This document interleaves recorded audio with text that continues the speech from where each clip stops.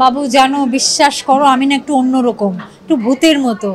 আমি ice cream, chocolate, fuchka এগুলো না কখনোই পছন্দ করতাম না।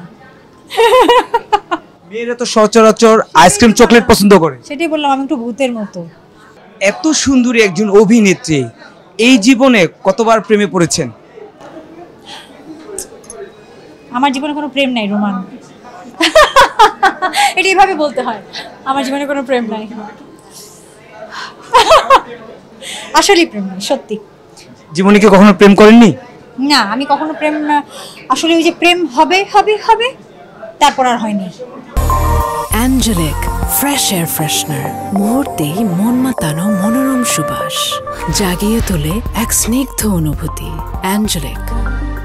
এই নিয়ে কোনো আফসোস আছে? না, আফসোস নেই, কারণ হচ্ছে যেসব কারণে হয়নি ওগুলো তো আমি আসলে ওদের সঙ্গে কন্টিনিউ করতে পারতাম না ওসব কারণ থাকলে। সো না, কারণ এগুলো আমাকে আর পরে দেখা যেত স্ট্রেস দিচ্ছে, মন খারাপ হচ্ছে, স্কিন তখন আর এত ভালো থাকতো না। সুতরাং ঠিক আছে। তাহলে একজন জীবন সঙ্গী খোঁজার ক্ষেত্রে কিরকম মানে পাত্র পছন্দ আপনার? আমাকে ভালোবাসতে হবে, শুধুই ভালোবাসতে হবে। এটাই তো। দেখো রুমান, আর তো সব আমরা পেয়ে যাই, কিন্তু এই যে মনের ভেতরের যে ফিলিং, অনুভূতি, ভালোবাসা, এটা তো টাকা দিয়েও পাওয়া যায় না, খুঁজে খুঁজেও বের করা যায় না। এটা যার থাকে তার থাকে, যার হয় না তার হয় না। অভিনেত্রী কুসুম শিকদারের কি কোনো আক্ষেপ আছে? না, আমার কেরিয়ার নিয়ে আলহামদুলিল্লাহ আমার কোনো আক্ষেপ নেই, আমার কোনো অভিমান নেই। এটা অনেকে বলে, ভুল বলে। আমি যে গ্যাপে গিয়েছিলাম বিরতিতে, ওটা আমার একদম ব্যক্তিগত সমস্যার জন্য গিয়েছিলাম। কিন্তু প্রফেশনাল লাইফ ছাড়া পার্সোনাল লাইফে আমার অনেক ভুল। হ্যাঁ, আমার অনেক ভুল আছে, কিন্তু ভুল থেকেই তো আসলে মানুষ শিখে। সো আমার মনে হয় ভুলগুলো দরকার ছিল, সেই ভুলগুলো নিয়েই আসলে আজকে আমি আমি আমি কুসুম শিকদার।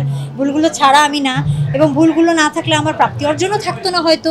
ভুলের দরকার আছে, ভুল করতে হয়। কুসুম আপু, আপনার দেশের বাইরে কাজ করার অভিজ্ঞতা, যে শঙ্খচিল সিনেমাটা আপনি প্রসেনজিৎ ওনার সাথে কাজ করেছেন এবং আপনি ন্যাশনাল অ্যাওয়ার্ডও পেয়েছেন, তো আপনি ভারতে যেহেতু একটা যোগাযোগ হয়েছে, কাজ করেছেন, সে জায়গায় কাজটা কেন কন্টিনিউ করেননি? ওই যে আমার গ্যাপের সময়টাই তো তখন আমি 17 থেকে আর 16 পরে আর মুভি করিনি। 18 পরে, 18তে একটা নাটক করেছিলাম সংকেতদার, হামি সংকেতের, তারপর তো আর কাজই করিনি। তো শঙ্খচিল তো রিলিজ হয়েছিল 16তে, মানে তারপর আর 1 বছর হয়তো আমি কাজ করেছি।